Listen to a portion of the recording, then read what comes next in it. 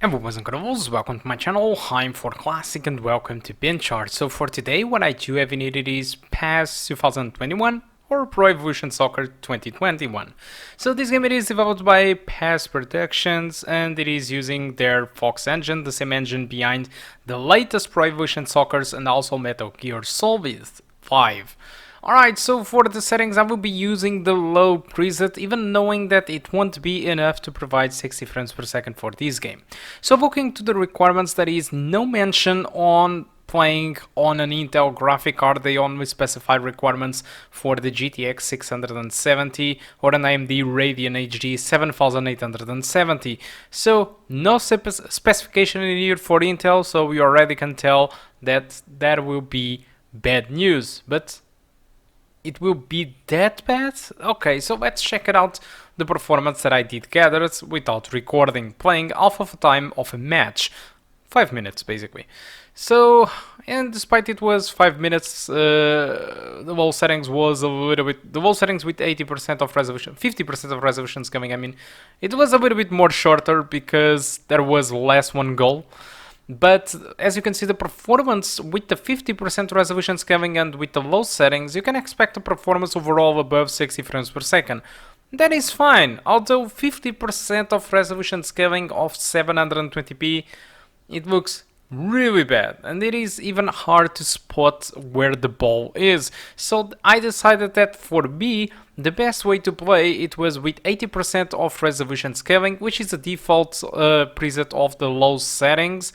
But unfortunately the performance it is mostly between, 40 to 50 frames per second, which is not very good for playing any football game. It's not very good for FIFA or Pro Evolution Soccer, so it might feel a little bit laggy, alright? But it is possible to play, and that's the point. And despite my gameplay in here, it was a disaster. What you are going to see, it is me playing at a regular difficulty and taking a ton of goals against me. I'm not really sure what the hell did happen, but I played well on any other video that I played in here, but for some reason I just lost the game and it was bad. Seriously, it was really bad. It already felt like scripting or something. Something wasn't really going well with my gameplay today. But the point is, performance-wise, 50% of resolution scaling should provide you 60 frames per second. More or less, replays with the stadium overview, you can expect 15 frames per second. Same goes with the regular low preset with 80%. But the 80% of resolution scaling with low settings provides a much better quality. And that's what I wasn't really striving for, but it is what I really need, at least to spot the ball decently. Alright, so that's all about the performance. Despite Konami provide me the copy for this game, this is quite unusual, but thank you, honestly. Despite they provided me the copy, I don't care if I'm going to say bad things or good things. I have nothing to lose, in my opinion. But honestly, what I really want to tell about it is that Konami did something great this year, and they kind of releases not a new game but an update, alright? And that's the good thing about it, because every year, every people knows this. Every year there is a new FIFA. Every year there is a new Pro Evolution Soccer. And the improvements they make each year, they are actually very small. Yes, they change the menus, they put a new background music there, a ton of them, like 20 musics, they license tons of musics, they spend tons of money on licensing musics, changing the menus, and updating the faces and the hairstyles of the players, as well as where they are now. So they update all this kind of stuff and they make slight changes to the gameplay, so they barely improve each year every game, and all of this for the price of a new game. So every year people are buying their sports games for 60 bucks, containing nothing more, nothing less than small improvements and updated stuff. So what Konami did this year, and I think that this is excellent, and all games should start to do this, it is Pro Evolution Soccer 2020 was released last year, and instead Konami releasing instead of Konami decided to release a new game like it did happen all the time before, they decided to release kind of a standalone DLC. So what happens really is that if you are the owner of Pro Evolution Soccer 2020, you can buy Pro Evolution Soccer 2021 by the price of something like 23 euros on Steam, which is completely cheap. And you might ask why it is so cheap? Because it is not a new game, it's an update. It's a paid update. It's like a DLC that you buy that contains revamped menus. Oh, awesome. No, not really, but okay. They contain the players fully updated. I think they even license new teams. I'm not really sure about this one, but yeah. So basically what they have done is that they clearly said to you that we don't have a new game, we just updated all the players, we updated the menu so that the things can keep fresh, and we have new teams over here because we managed to do some licensing, and that's it. That's what you get, but the price, it is very small.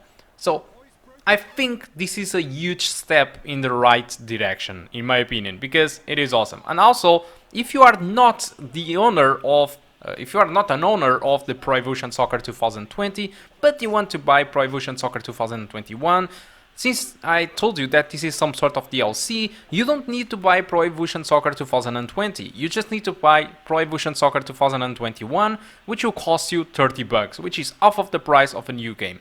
So you might be asking why they are doing this. I mean, they could be gaining money anyway if they sold the copy at full price, because people continues to buy anyway.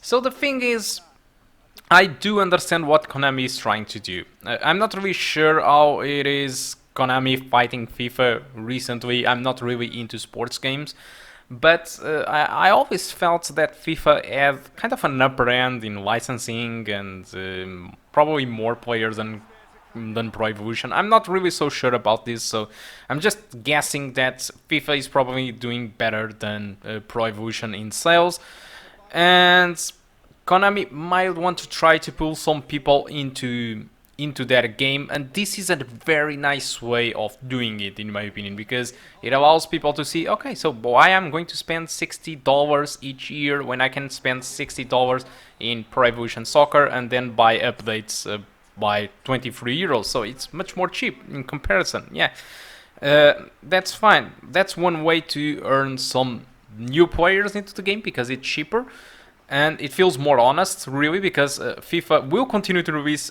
every year a new game, and every year the game will look the same anyway, or barely any new features, as you know.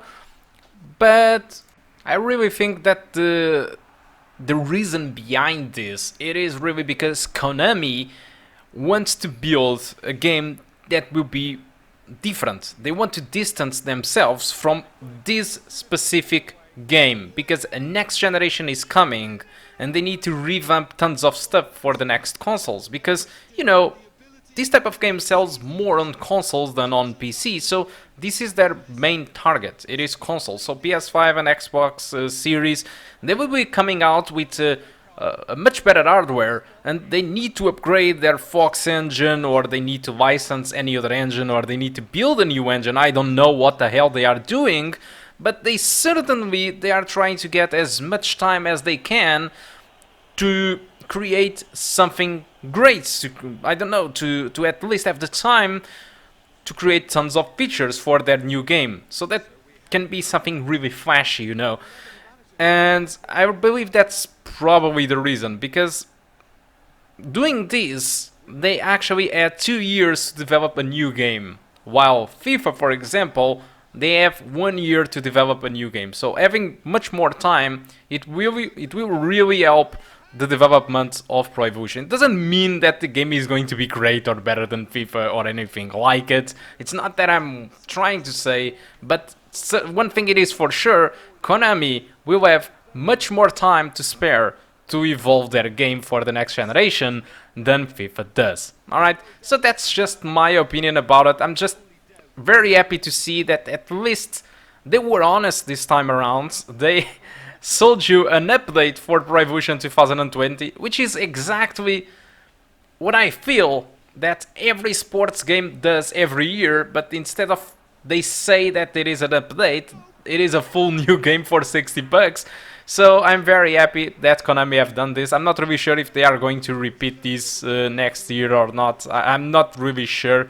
We will see how industry goes, but I really enjoyed this move from Konami. And again, think a lot for the key.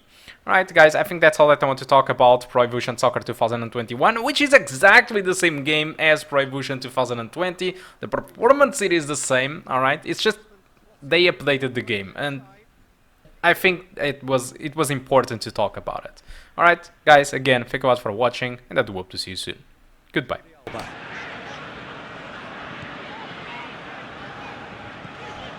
And it's Jordi Alba, and here's Dembele.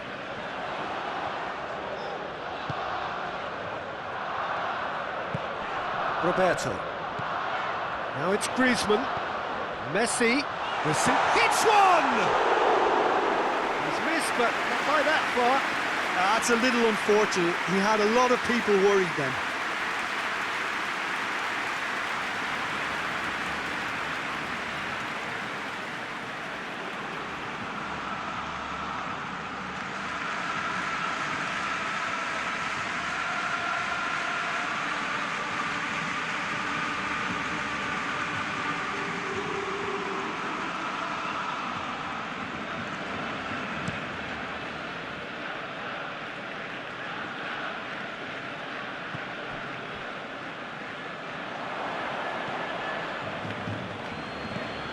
Tierney dinks one in. It's a goal kick.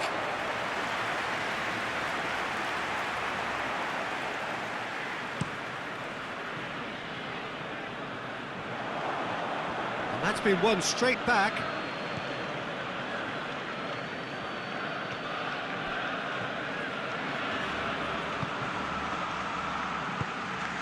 Barcelona can admit to being second best so far. They've not looked together enough, and concentration levels are well down on the standard we expect. Dembele. Just 5 minutes left. Griezmann.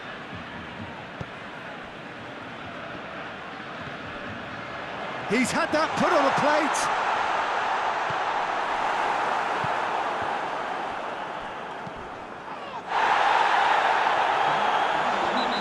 Himself into trouble there, free kick given away. Oh, that's a booking, always looked it.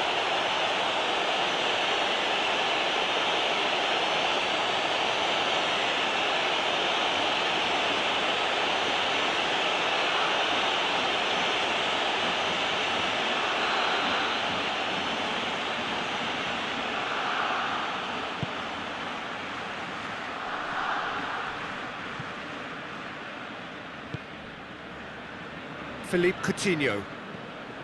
Dembele. Nketiah. Ball's loose, who's getting there? Oh, that's a foul in a dangerous area. And no surprise, that's a booking. Well, the players are making their point, but the ref clearly isn't interested. He's waved them all away.